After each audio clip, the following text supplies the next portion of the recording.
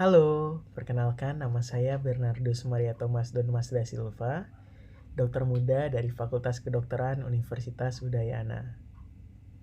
Dalam rangka menjalankan kepanitraan klinik madya di Departemen Anestesiologi dan Ilmu Terapi Intensif, maka pada kesempatan kali ini saya akan membawakan atau memaparkan materi mengenai terapi cairan. Untuk lebih jelasnya, mari kita simak lebih lanjut. Kita mulai dari yang pertama, yakni overview. Yang perlu kita ketahui dari terapi cairan ini adalah keseimbangan cairan dan elektrolit di dalam tubuh harus dipertahankan secara optimal, secara continuous atau secara terus-menerus agar tidak terjadi yang namanya ketidakseimbangan cairan di dalam tubuh yang pada akhirnya dapat mengakibatkan komplikasi. Nah, di sini saya akan menjelaskan ada beberapa poin yang akan saya bahas lebih lanjut. Yang pertama yakni mengenai komposisi dan distribusi cairan tubuh. Yang kedua adalah tipe cairan yang kita kenal. Yang ketiga, bagaimana terapi cairan perioperatif pada pasien yang akan menjalankan pembedahan. Dan yang terakhir adalah komplikasi terapi cairan yang mungkin terjadi. Kita mulai dari yang pertama, yakni mengenai komposisi dan distribusi cairan tubuh. Nah, pertama-tama kita perlu mengetahui bahwa di dalam tubuh kita lebih banyak cairan dibandingkan yang padat. Nah, karena total air dalam tubuh manusia itu berkisar antara 50 sampai 75%, tergantung pada usia dan juga dapat kita bedakan berdasarkan jenis kelaminnya. Kita lihat yang pertama pada bayi. Pada bayi, total air dalam tubuhnya yakni mencapai 75%. Di mana dari 75% ini dibagi lagi menjadi dua tipe cairan. Yang pertama ada cairan intraseluler dan juga ada cairan ekstraseluler. Nah, dari 75% tadi, cairan intraselulernya 40%, sedangkan cairan ekstraselulernya 35%. Pada laki-laki dewasa, total air di dalam tubuhnya yakni mencapai 60%, di mana pembagiannya 40% untuk cairan intrasel dan 20% untuk cairan ekstrasel. Nah, cairan ekstrasel ini dibagi dua lagi, yakni ada plasma dan juga cairan interstisial. Nah, pada perempuan dewasa, total air di dalam tubuhnya mencapai 50%, di mana pembagiannya ada 30% untuk cairan intrasel dan juga 20% untuk cairan ekstrasel, di mana 5%-nya plasma dan juga 15%-nya cairan interstisial. Nah, sebelum kita lanjut, kita perlu mengetahui terlebih dahulu apa sih cairan intrasel itu dan apa cairan ekstrasel itu. Nah, cairan intrasel ini biasanya mengandung sejumlah besar ion kalium dan juga fosfat, ditambah ion magnesium dan juga sulfat dalam jumlah yang relatif sedang, tidak terlalu banyak, dan juga sejumlah besar protein. Ini ada di intrasel. Sedangkan pada ekstrasel biasanya mengandung ion natrium, ion klorida, dan juga ion bikarbonat yang jumlahnya banyak. Dan zat gizi untuk sel seperti oksigen, glukosa, asam lemak, dan asam amino ini juga terdapat pada cairan ekstraseluler. Kita lanjutkan. Nah, kita perlu mengetahui dulu bagaimana cairan masuk dan cairan keluar kita setiap hari. Nah, kita bahas dari yang pertama, yakni cairan yang masuk ke dalam tubuh kita per harinya. Nah, air yang masuk ke dalam tubuh kita ini biasanya lewat 3 cara. Yang pertama dapat dari air yang kita minum, yang kedua dari air yang ada di dalam makanan yang kita makan, dan yang ketiga adalah air yang dihasilkan dari hasil oksidasi. Nah, air yang kita minum biasanya per hari itu sekitar 1,4 liter sampai 1,8 liter. Sedangkan dari air yang ada di dalam makanan yang kita makan itu berkisar antara 0,7 liter sampai 1 liter. Untuk air hasil oksidasi sendiri kira-kira sekitar 300 sampai 400 ml per hari. Jadi apabila kita totalkan semuanya yakni cairan yang masuk ke dalam tubuh kita per hari itu sekitar 2.400 sampai 3.200 ml atau 2,4 liter sampai 3,2 liter. Tidak hanya air, tapi juga ada elektrolit yang kita konsumsi, baik dari makanan maupun dari minuman. Yakni ada natrium, ada kalium, ada magnesium, kalsium, protein, nitrogen. Nah, itu bisa dilihat lebih detailnya di tabel. Untuk cairan keluarnya bagaimana sih? Cairan yang kita keluarkan itu lewat mana saja? Biasanya ada 4. Yang pertama itu ada urin. Lewat urin itu sekitar 1,4 sampai 1,8 liter sesuai dengan air yang kita minum. Lalu dari feses itu sekitar 100 cc atau 100 ml. Lalu dari kulit atau keringat biasanya sekitar 300 sampai 500 cc. Untuk air yang kita keluarkan dari paru-paru itu berkisar antara 600 sampai 800 cc. Sehingga kalau kita totalkan sama, yakni 2,4 sampai 3,2 liter. Nah, di sini dapat kita lihat ya bahwa cairan masuk dan cairan keluar itu harus balance atau seimbang. Nah, untuk mengetahui keseimbangan cairan tubuh dapat kita lakukan dengan mengurangi total cairan masuk dengan cairan yang keluar. Nah, balance cairan sebaiknya tidak melebihi, range-nya itu tidak melebihi 200 sampai 400 ml per harinya. Semakin dia balance, semakin bagus. Nah, insensible water loss dapat kita hitung dengan perkiraan 15 ml per kilogram berat badan per hari. Kehilangan akibat peningkatan suhu tubuh dihitung kurang lebih 10% dari kebutuhan cairan per hari, yakni dari yang tadi 2,4 liter sampai 3,2 liter. Oke, kita lanjut ke variasi dalam cairan tubuh. Nah, ini seperti yang tadi saya jelaskan bahwa kebutuhan cairan tubuh atau cairan tubuh pada manusia itu berbeda-beda kebutuhannya. Dapat kita bedakan dari usia dan juga jenis kelamin. Pada anak-anak atau bayi-bayi prematur, cairan tubuhnya itu per harinya sekitar 90 ml per kilogram berat badan. Pada anak-anak 80 ml per kilogram berat badan. Pada pria dewasa sekitar 70 sampai 75 ml per kilogram berat badan. Dan pada wanita dewasa berkisar antara 60 sampai 65 ml per kilogram berat badan. Nah, selanjutnya adalah homeostasis cairan. Apa saja sih yang dapat mempengaruhi homeostasis cairan itu?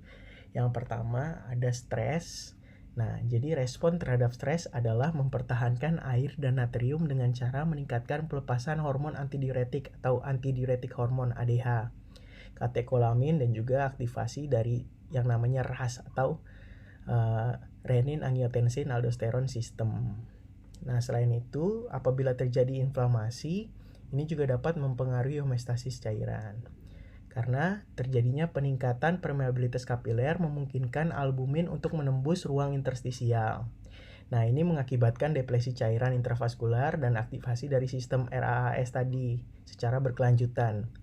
Nah, aktivasi RAS tadi juga menurunkan kadar potasium sehingga mengganggu ekskresi dari ion natrium. Nah, selain itu, beberapa penyakit juga dapat mengganggu dari homeostasis cairan ini.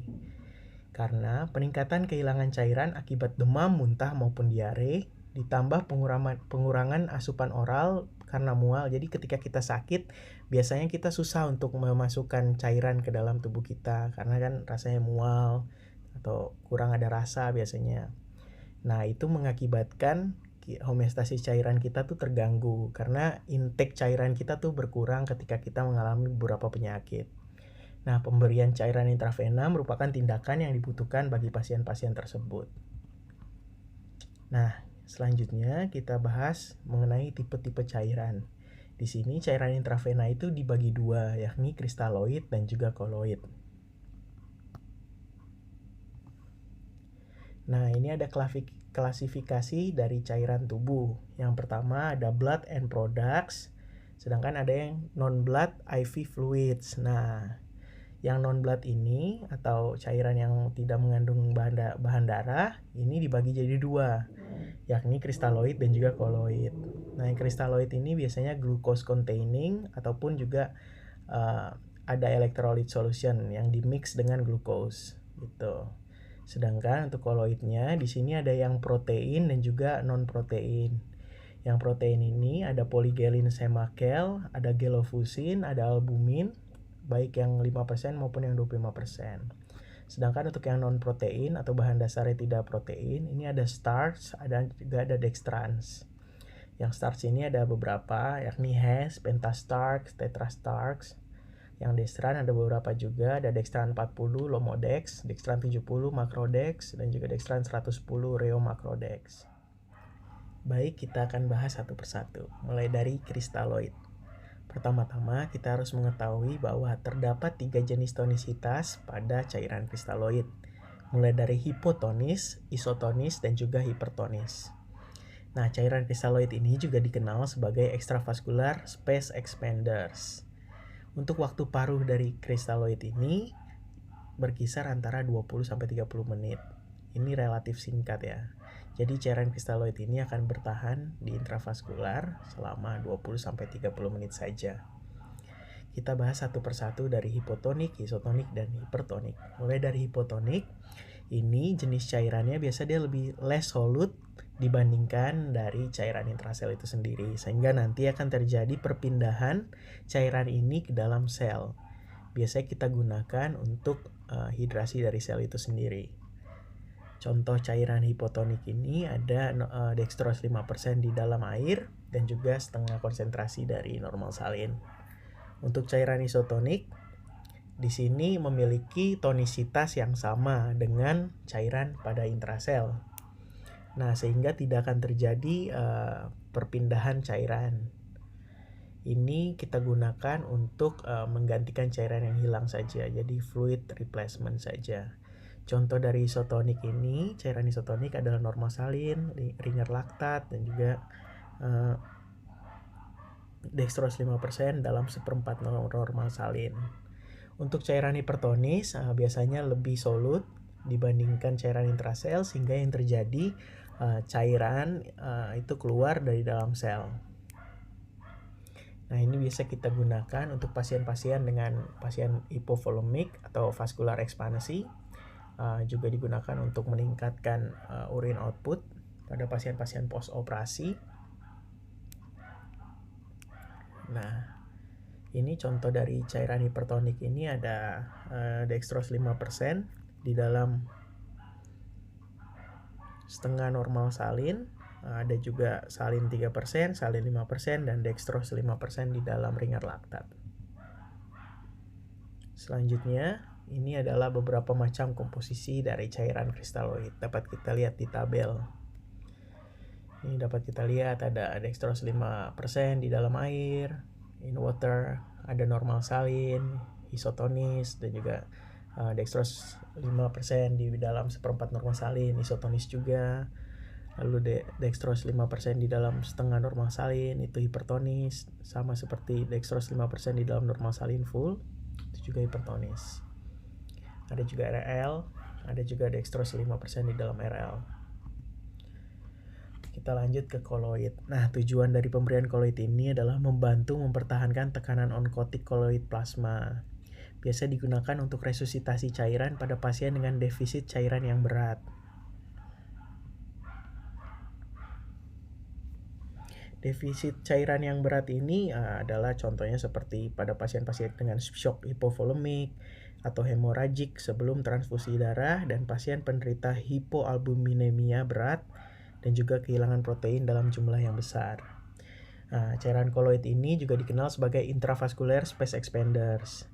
Koloid ini memiliki waktu paruh yang cukup panjang, yakni sekitar 2-8 jam. Nah, jadi koloid ini akan bertahan di dalam intravaskular selama 2-8 jam. Di sini di tabel dapat kita lihat contohnya ada albumin yang 5% dan 25%. Ada dextran, ada yang 40, ada yang 100. Ada juga gelatin, ada juga starch. Di sini dapat kita lihat lebih detail di tabel. Nah, untuk koloid ini dibagi jadi dua, yakni ada koloid alami, yakni albumin 5% dan albumin 25%. Sedangkan untuk koloid sintetik, itu ada 3, yakni golongan dextran, ada hydroxylethyl starch atau heta starch, dan juga golongan gelatin. Nah, dextran ini kita gunakan biasanya untuk mengganti cairan karena efek yang lebih lama pada ruang intervaskuler. Nah, ini biasanya cairan dextran ini berasal dari molekul polimer glukosa dengan jumlah yang besar. Efek samping diantaranya gagal ginjal sekunder, gangguan fungsi platelet, koagulopati, dan juga gangguan pada cross-match darah biasanya. Untuk hydroxylethyl starch ini merupakan cairan koloid sintetik yang sering digunakan saat ini karena merupakan golongan dari non-antigenik dan reaksi anafilaksis pada pemakaian cairan Heta Stark ini jarang terjadi. Sedangkan untuk koloid gelatin ini bersumber dari gelatin, biasanya berasal dari kolagen bovin. Gelatin dapat memicu reaksi hipersensitivitas lebih sering dibandingkan dengan larutan yang sebelumnya kita bahas, yakni Heta Starks. Nah, di sini adalah perbandingan antara kristaloid dan juga koloid. Kita lihat dari yang pertama, kristaloid ini biasanya molekulnya cenderung lebih kecil dan biasanya bisa dengan adanya glukosa di dalamnya, bisa juga tidak ada. Sedangkan untuk koloid biasanya molekulnya cenderung lebih banyak, lebih besar ya, high molecular weight, dia juga lebih berat molekulnya. Dan juga di sini dia similar to protein plasma di dalam tubuh kita. Nah, tadi seperti yang kita bahas, kristaloid ini extravascular space expander, sedangkan koloid itu intravascular space expanders. Untuk waktu paruhnya, kristaloid ini cenderung singkat, yakni 20-30 menit saja. Sedangkan koloid ini bisa bertahan di intravaskular selama 2-8 jam. Nah, kalau penggunaan kristaloid ini dia menurunkan tekanan osmotik dari koloid plasma, sedangkan dengan penggunaan koloid ini dia memaintain tekanan osmotik dari koloid plasma itu sendiri. Untuk kristaloid ini dia kapilari perfusinya kurang bagus ya. Untuk koloid ini lebih baik dia untuk perfusi kapilernya. Lalu untuk kristaloid ini biasanya jarang terjadi, bahkan tidak ada terjadinya reaksi anafilaksis. Sedangkan untuk cairan koloid ini lebih berisiko untuk terjadinya reaksi anafilaksis. Selain itu, cairan kristaloid ini biasanya lebih murah dibandingkan cairan koloid. Kita masuk ke bagaimana caranya kita memberikan terapi cairan perioperatif pada pasien-pasien yang akan menjalankan pembedahan. Di sini kita bagi jadi 3, yakni preoperatif, during operatif, dan juga postoperatif. Untuk preoperatifnya ini biasanya menitik beratkan pada cairan pemeliharaan. Sedangkan during operatif itu berfokus pada kehilangan cairan selama pembedahan itu terjadi. Lalu yang ketiga, post-op-nya, yakni memenuhi kebutuhan cairan, mengganti cairan yang hilang selama pembedahan, dan juga koreksi dari terapi cairan yang kita berikan. Baik, kita mulai dari yang pertama, yakni preoperatif. Pada fase ini biasanya kita lebih menitik beratkan pada cairan pemeliharaan. Untuk dapat menghitung cairan pemeliharaan itu, biasa kita menggunakan rules dari Holiday Segar, yakni 4-to-1 rules. Jadi 10 kg pertama itu kita kalikan 4, 10 kg kedua kita kalikan 2, dan berat badan selebihnya kita kalikan 1. Langsung saja untuk contoh penghitungannya, pasien memiliki berat badan 75 kg. Maka cairan pemeliharaan yang dibutuhkan adalah 4 dikalikan 10, ditambah 2 dikalikan 10, ditambah 1 dikalikan 55. Yakni hasilnya 115 ml per jam cairan pemeliharaan yang dibutuhkan oleh pasien tersebut. Nah, untuk during operatifnya ini biasanya kita berfokus pada kehilangan cairan pada pasien selama pembedahan itu terjadi. Kehilangan cairan selama pembedahan itu bisa lewat apa saja. Yang pertama, kita lihat defisit cairan puasanya. Yang kedua, kebutuhan cairan selama pembedahannya. Yang ketiga, penggantian cairan karena perdarahan selama pembedahan. Ini dapat kita gunakan cairan kristaloid dengan perbandingan 3:1 dan juga cairan koloid dengan perbandingan 1:1. Juga dapat kita lihat third space loss-nya dengan 4-6-8 rule. 4-nya itu kita gunakan 4 apabila pada operasi-operasi pembedahan yang ringan seperti pembedahan hernia, oris, dan juga operasi payudara. Kita gunakan 6 ml per kilogram berat badan per jam itu untuk operasi yang lebih moderate seperti operasi kandungan, operasi tulang, ataupun operasi dada. Yang 8 ml per kilogram berat badan per jam itu kita gunakan apabila kita operasi besar seperti operasi saluran cerna yang mayor, operasi vaskular, ataupun operasi trauma. Kita berikan contoh kasus untuk dapat menghitung cairan yang dibutuhkan selama operasi. Yakni pertama kasusnya adalah pasien laki-laki 29 tahun dengan berat badan 70 kg dengan fraktur femur rencana tindakan ORIF-PS.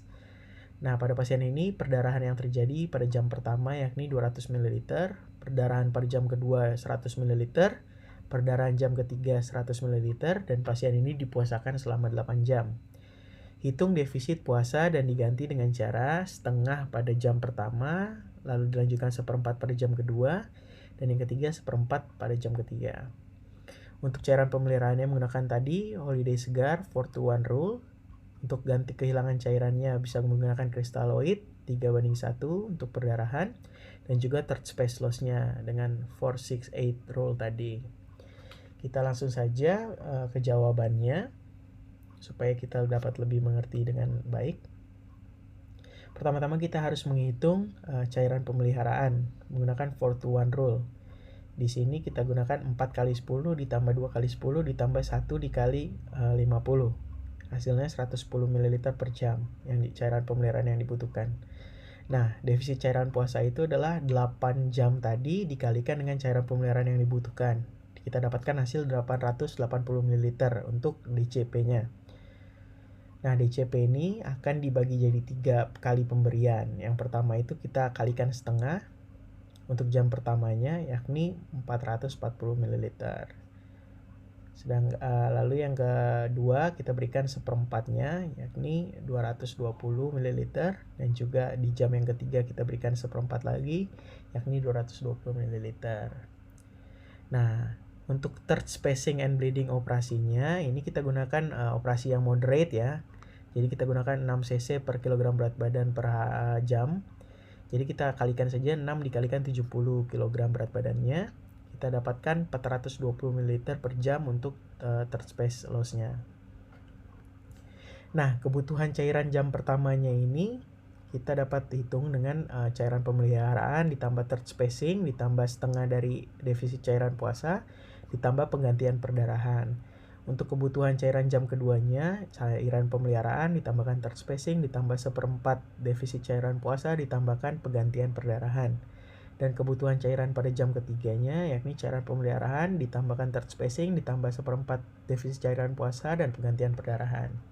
Sehingga kita dapatkan kebutuhan cairan jam pertama itu adalah 110 ditambah 420 ditambah setengah dikali 880 ditambah 200 ml perdarahan. Hasilnya kita dapatkan 1370 ml cairan yang dibutuhkan. Untuk jam keduanya sama kita masukkan perhitungan dan kita dapatkan hasilnya 950 ml. Begitu pula pada kebutuhan cairan jam ketiga. Sekarang sudah lebih mengerti kan bagaimana cara menghitungnya, tinggal masukkan saja pada rumusnya. Untuk post operatif, tujuannya adalah pemberian cairan pada post operatif ini adalah memenuhi kebutuhan air, elektrolit, dan nutrisi dari pasien. Lalu yang kedua, mengganti kehilangan cairan pada masa pasca bedah. Yang ketiga, melanjutkan penggantian defisit prabedah dan selama pembedahan. Dan yang terakhir adalah koreksi gangguan keseimbangan karena terapi cairan yang kita berikan. Hal-hal apa saja yang perlu kita perhatikan pada pemberian cairan pasca bedah? Yang pertama adalah umur, berat badan, vital sign, status hidrasi, dan juga urine output dari pasien. Yang kedua, bagaimana pembedahannya tadi berlangsung, apakah kehilangan darahnya seberapa banyak, dan juga apakah sudah ditransfusi darah atau tidak. Yang ketiga, kita juga harus memperhatikan jumlah drainnya yang terpasang. Yang keempat, penyakit penyerta pada pasien, bisa penyakit ginjal, penyakit jantung, ataupun diabetes, gangguan elektrolit, dan juga gangguan asam basa. Yang kelima, kita harus memperhatikan juga insensible loss, hiperventilasi, dan juga apakah pasiennya mengalami demam atau tidak.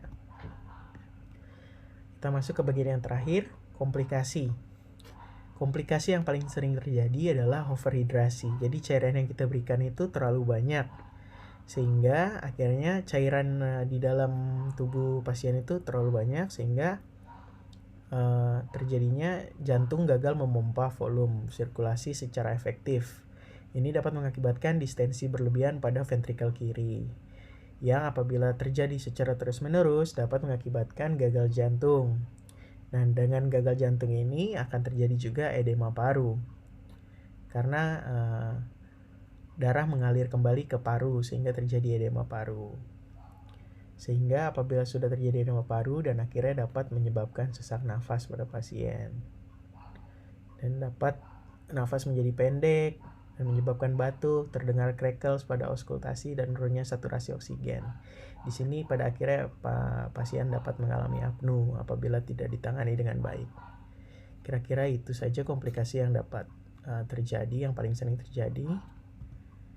Terima kasih, sekian pemaparan materi dari saya. Semoga bermanfaat untuk kalian yang membaca dan juga mendengarkan presentasi dari saya. Terima kasih.